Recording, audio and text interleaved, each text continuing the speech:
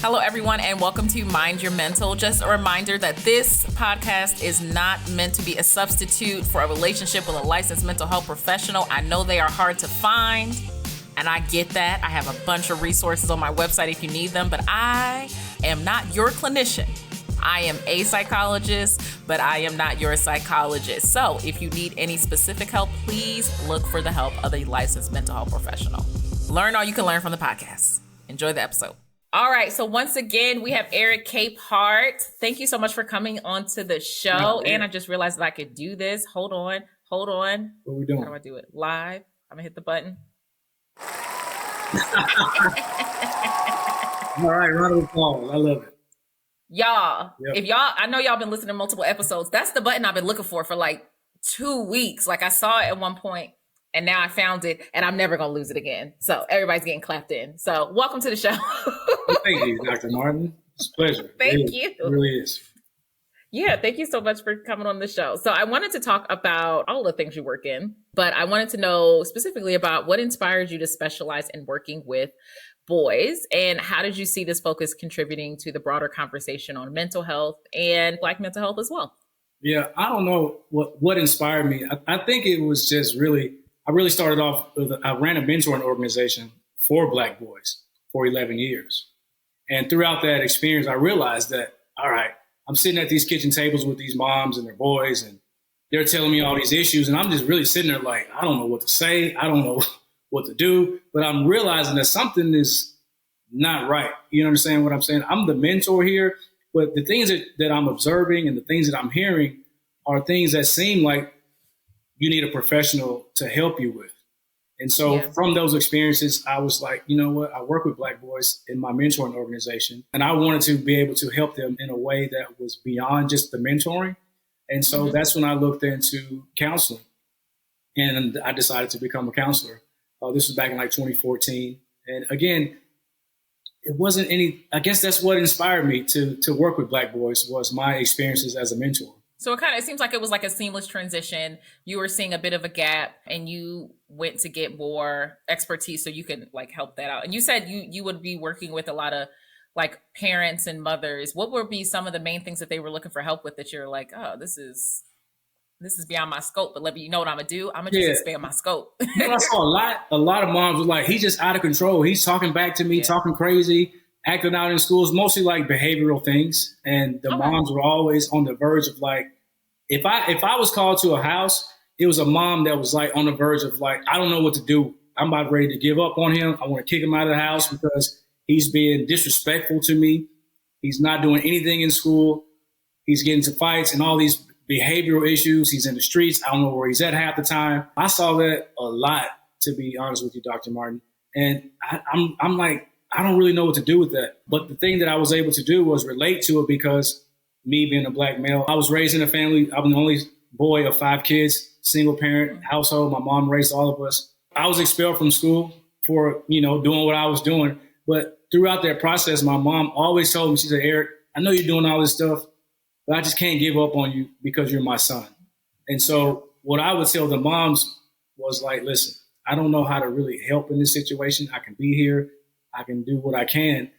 But for you, Mom, if you give up on your son, then he's going to be to the streets, and he will probably have no one left. And so I would try to encourage the moms not to give up on their sons, because if they gave up, then, I mean, you know what happens, when the only person that really is there for you gives up on you, and that person is your mom, I don't really see how you can really make it when you have all these other external factors that are drawing you into more negativity. Parents are another person on your team, someone who's supposed to be contributing to your health and well-being and support, and not having that, especially your most salient relationship, will probably cause a lot of people to decide to give up. And I love the fact that you decided that like, this is, I'm seeing a trend in things, so I'm going to expand my scope so that I can help.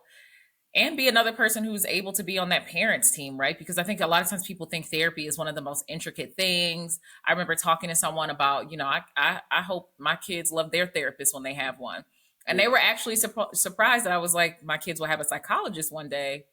And I was like, oh, I definitely get higher my own supply. I very much need, I'm sure I will need like a mental health professional at one point in time, because there needs to be somebody else on my team. Like the same way I need the help of grandparents and my friends when it comes to rearing my children. I'll likely need a licensed mental health professional too. Like all the stuff they're going through in the world, Yeah. there's no base where it's just like the parents are able to feel all of it. And I don't think we're supposed to in the first place. No, as a parent, no. I mean, you know this. We see our kids in a certain way and we relate to them in a way. Mm-hmm. And I think for some reason we can't see them we're too close. You know how if you're standing this close to something, you can see that, but you can't see it. When we push back a little bit, you can see the whole thing. As parents, I think we're right here, right? It blocks us from being able to see the whole picture. So having that person, is definitely necessary. My kids aren't there yet. Well, I think my daughter, she's about to be 9. And I've been talking to my wife about getting her to start working with a psychotherapist. Not that there's anything like bizarre going on with her, but just introducing that to her at this age to work with someone outside of us to kind of help her with her thoughts and, whatever it is that she's going through, someone that she can trust. And so I think she's getting closer to it. I think she is. Yeah, and even in doing that, you're able to normalize the experience that even if your daughter or your children don't stay in therapy long, they realize that like they had another outlet, and if they need another outlet, they can request it. And if it's gotten to a point where they didn't anymore, they can state that. Like even just the aspect of normalizing it helps children. It's also the fact that I don't want to do it alone. Like parenting is already a lot. I'm not about to be your clinician too, man. Like, like I need the extra support. And I also want to normalize the fact that it's okay if you need to go beyond me to get help, right? Like I don't want them to feel as though I'm their only option for help. I would love it if I was the primary place that they went to and the first place that they went to. But I'm also aware, especially with having boys, that there might be stuff they don't want to talk to me about. There might be stuff they don't want to talk to their dad about. Having someone who we trust as a qualified professional who also has some sense and would be able to provide guidance and, objective thinking. I want my children to have that normalized, even if they don't stay in it. Cause I think a lot of people think you're in therapy forever. You're not. You don't have to be in therapy forever. You can take breaks. I've had patients go from weekly to biweekly to booster sessions. I've had the same psychologist since grad school, and we've taken like a year-long break before until something happened. And I was like, oh, I need to re-up. Lord have mercy. I mean, re-up on therapy, not getting, you did say you're getting high on your own supply. Now you're talking that's what I was just like, I was thinking like, man, that's the second drug analogy for the day. Like, Dr. Martin, you got some streets and are you from the streets? Oh, well, yeah, that's what I was about to say. I was like, what's happening is this is who you are. Like, this is who you are. I was just like, but that's two in the past 18 minutes. But so in addition to specializing in boys, you also specializing in working with athletes. Like I mentioned before, you have the company Relate to Athletes. Can you share more about the foundational philosophy with that organizations and also like how it aligns with your mission in the field of mental health? Yeah, we believe every athlete deserves to be great on and off the field.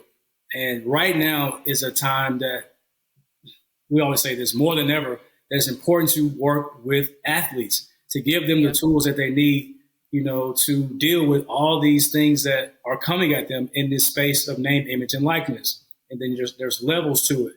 And for me, particularly working with Black male athletes, you see these athletes, they come into this wealth and then they crumble under the pressure. But we don't see that part. You got to get the backstory. And you only get the backstory, either as a counselor or the sports psychologist working with the athletes. And you see all these things that they're going through. And for me, I really feel, Dr. Mar, like I see myself in a lot of these boys and young men that I work with. I'm a former athlete. I'm still an athletic person, a boxing coach. I work with people and athletes all the time. And I see myself in these men. And that's why it's so easy for me to relate with them. I like to use what I call it the relatability factor. And I tell them like, listen, man, I look like a young man, but I've been through every stage of life that you are experiencing right now. I've been there and I have something to share with you. It hasn't been the exact same, but I can share with you what I've learned on my journey to help you continue on your journey. And so that's my hope for Relate to Athletes. I always wanted to work with athletes, even though when I got into counseling, it was more so related to, well, I don't want to say related to, but the trigger was being at those tables with those parents and not really understanding what was going on with those boys. But when I got into counseling, my goal was to work with athletes from the start. I remember this first class we took, like defining your counselor identity. And I wrote this whole paper about, I want to work with athletes. And so my journey was what it was. And here I am today working with athletes. What are some of the unique things that you feel as though athletes go through mental health wise that may not be, I would say, perceived appropriately in the general public? When I have done work with athletes before, it's always interesting to me, or even just watching sports game with family and stuff like that. My family's like diehard Eagles fans, except for my youngest brother is a Seahawks fan.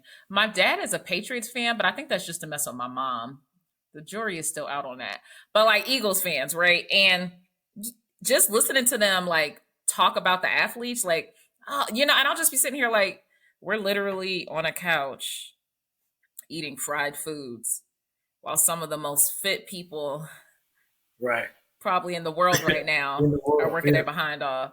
And y'all talking to them, y'all calling them everything but a child of God. Because, and I'm just like, one of the reasons why I didn't used to watch sports as much is because I saw the people more than the actual sport. So I'll be like, man, I can't imagine what that must feel. And it's just like, it's a game. I'm like, it's not a game. These are people, right? So like, what's something that you feel like people miss working with athletes that I think the general public may get wrong? Because it's still a job. It just happens to be more fun than other people's jobs. I think people miss exactly what you are saying. These are human beings, just like everybody else. I mean, even when we look at what's happening in NCAA, the women's basketball, the whole Angel Reese versus Caitlin Clark situation. Like, Angel Reese is who she is. She's a young woman. She's a young Black woman, and who's an athlete. But you would think that she's like, I don't know, Satan or something, how people respond to her just being herself. Yeah. And it's like, she's a kid. And she's a young woman. She's what? I don't know how old she is. She's probably 21, 22. Yeah, she's 21. Their brains don't stop developing until they're 25. I tell my students all the time, when your brain stops growing, that's when I'll call you grown. Okay. But until then, hey, I I see you the same way I see my toddlers. I'm going to over-explain. I'm going to provide you with grace. I'm going to slow it down because you are still a child. I consider myself a child and I'm grown. Like, like fully grown. And I'm like, I don't know the answers to this. Where is my mom? I'm glad you asked that question because, that's the thing. Like, you got to realize you as a grown person in your life with kids are sitting up watching these kids play a sport and talking about these people like they're like it's not somebody else's child. Yeah. Wishing death upon somebody, wishing injury on a child, wishing negative. Like, why would you? What type of person do you have to be to wish these things on a child? And I think, and even I think the most frustrating part to me is seeing the dichotomy of the way like Caitlin Clark is discussed versus Angel Reese. Like the consistent times I've seen conversations about pitting them against each other, but it never comes from them. No. Right? Like it never comes from them. I've never seen them say anything malicious about each other. Like even when I click the articles and I'm like, okay, I'm still looking for a direct quote from them. It's never from them. It's from people who are like opining and having these conversations about what it should be. And that just, one, I don't like people pitting women against each other. But two, even the way they describe them, Caitlin Clark is clearly, as always, European American women are consistently humanized. But Angel, she's consistently dehumanized. The way they talk about her, and it's just all these grown people, especially grown men, commenting on her and her body. It drives me nuts, to be honest with you. Love watching her play. The Washington Post described them as, in their last game, as good versus evil. LSU women's basketball was the evil team. And I think they were playing USC. No, not USC, but I think UCLA or whoever they played in their game, the last game. They were good. LSU was evil. And LSU was comprised of mostly Black women on their team. Yeah. And a white coach, right? And so it's the media pushing this. Caitlin Clark and Angel Reese have been playing against each other since they were like smaller children. And you see that a lot in sports. These kids play against each other their whole lives and they get to college and they're in different teams. But they have a respect for each other because they've been playing against each other forever. Yeah. They don't have any beef with each other. But it's the media, and then you have the ignorant fools in the comment sections that push this narrative of good versus evil. And Caitlin is so here, and Angel Reese is the devil, and like No, man, it sickens me. It really truly it really sickens me. And tonight is going to probably be at an all time high because they're playing against each other again. I know, and I'm gonna miss it. I'm gonna miss it live. Man, you got it. Like I said, you Yeah, gotta have it in the background yeah. playing. I know. I was like, Yeah, it's super unprofessional to cancel a Black women's support group to watch a Black woman the game. play. I was about to get them homework. Like, yo, your homework is They might give you a pass tonight. Nah. They might give you Nah. I mean, it might come up in session, but it's all, I would say group therapy is always just so incredibly helpful. There aren't many spaces, as you know, because like you have one of the few spaces, but there aren't many spaces where individuals can like come in as they are and then just share who they are. Oh no, you're talking about Especially group if they're therapy. No, Black. you can't cancel that. I'm thinking it was like a workshop or something. No, you can't cancel. Oh no, it's group therapy. It's a support cancel. group for Black women. Nah, they would probably tell me about myself, and I'm like, that's right. Y'all assert yourselves. That's what you should be doing. I am still canceling, but I appreciate it. I appreciate y'all telling me, but no.